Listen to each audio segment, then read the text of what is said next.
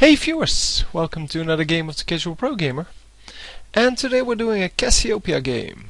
I've been waiting to do this for quite some time, as finally we can we can get a better look at what Cassiopeia actually does and how she plays in a game.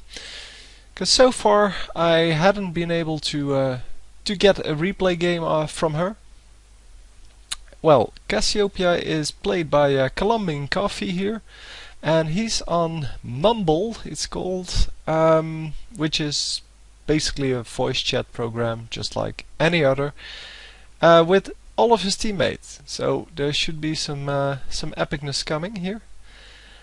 We see a jungler on both teams, the Cho'Gath on the one team. I've never seen a jungling Cho'Gath, but sure, why not? And on the enemy team it's a Master Yi. And we see that, we have some pretty decent amount of damage on both of the teams. Cassiopeia, of course, a big damage dealer, but also very squishy. So probably needs some support or some luck, I guess. Lee Sin, well, a big ganker normally, normally very good at, jungling. Well, not so much early game, but later game, because then he can just come in from the side without being spotted and do his thing. And then Vayne, of course, being a big AD damage dealer, having a stun and all. Vayne is a little bit overpowered still, because of all of the abilities she has, and I don't know. Then the enemy team has Nasus and Galio as their tanks, and then they have Veigar as the AP damage, Master Yi as the AD damage, and probably Kog'Maw as the AD damage too.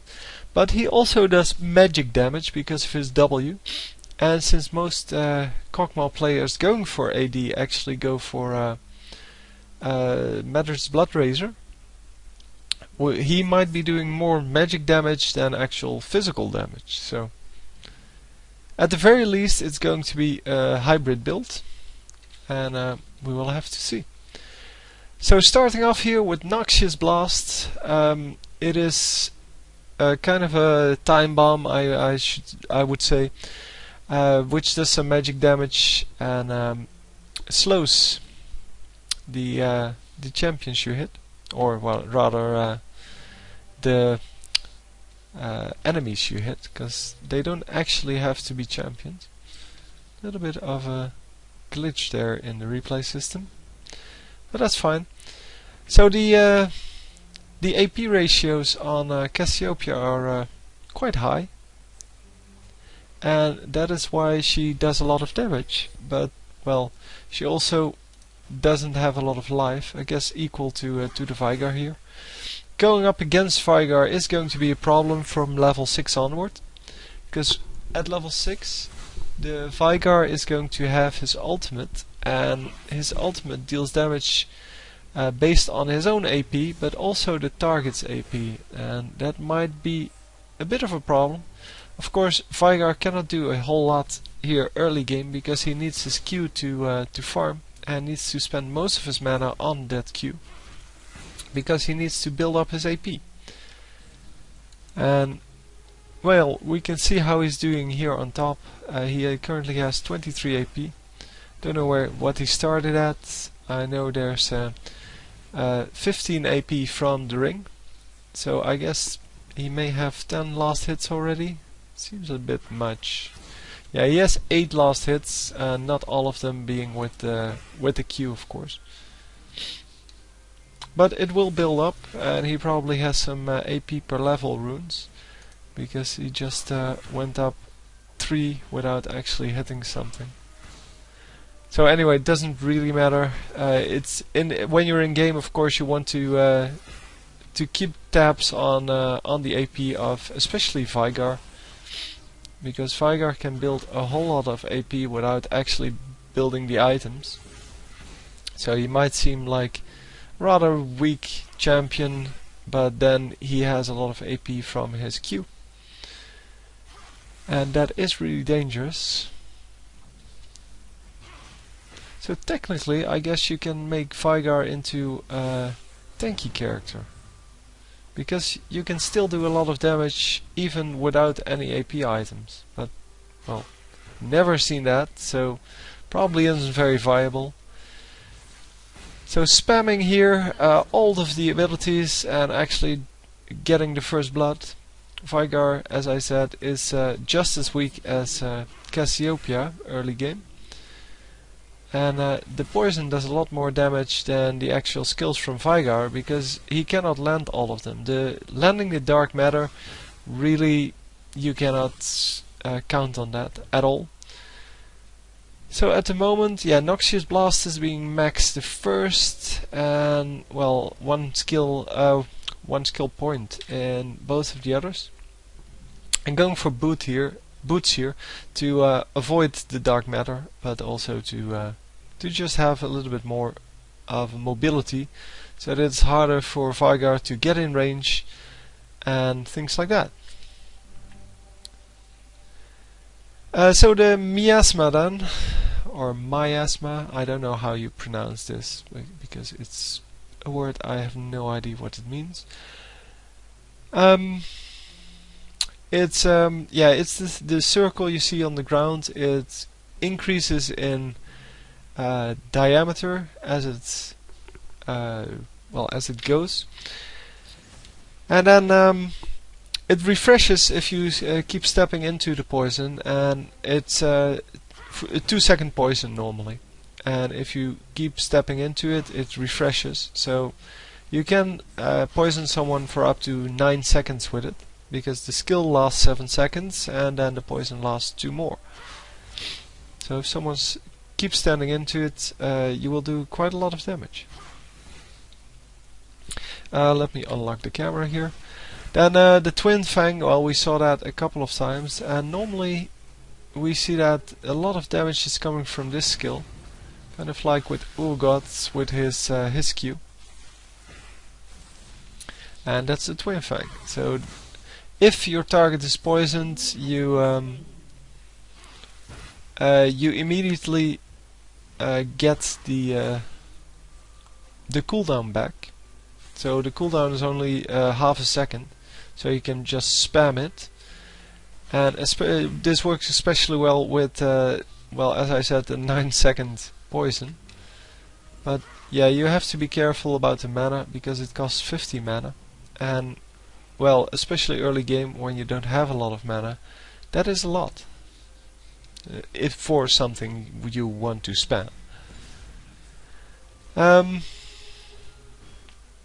Yeah, so the Q and the W have slows, and at least the Q does have a slow, right? Oh no, the Q actually gives her a speed boost. The W has a slow, and the E doesn't have anything. And then the ultimate is what I personally have a problem with, because it's not reliable. You can either have a very good stun for 2 seconds, or you can have just a slow for 2 seconds. And a slow just isn't the same, because if someone is only slowed, then you can, well, you can just flash away or something like that, or well, use your skills, anything really. And the stun is so much better than that. So for me, there's too big of a difference for something that is your ultimate. And yeah, in one-on-one combat, you can still get the stun pretty much about, I don't know, about 80% of the time or so. But especially if you're chasing someone, then you want them to be stunned, and then it doesn't work. Vigar, on the other hand, has a huge stun, because, well, he can put it in front of him, and then it's also quite a big diameter. So although it's not targeted, you can pretty much catch everyone with it if you're chasing them. And I guess that is my problem with this champion. Why I think she's underpowered, and she should get a rework. just so she will become a little bit more played, because she's just like Karma.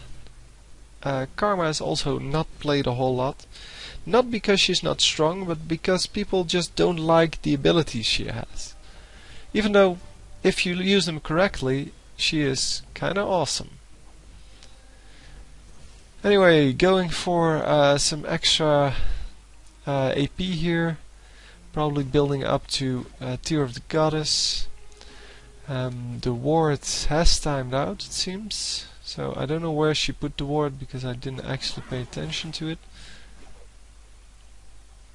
But I guess she warded the bush here, or something on up the river, to avoid the ganks. And yeah, there was no gank, so that's good. So the passive then, that's the only one I didn't get to yet. Yeah, for subsequent spells you get less and less cost to use them. So actually your Twin Fangs, if you cast more of them, then every next one will be 10% cheaper. Well, not 10% cheaper, it's 10, then 20, then 30, then 40, then 50% cheaper. So once you hit 5 in a row, you actually only pay 25 for them.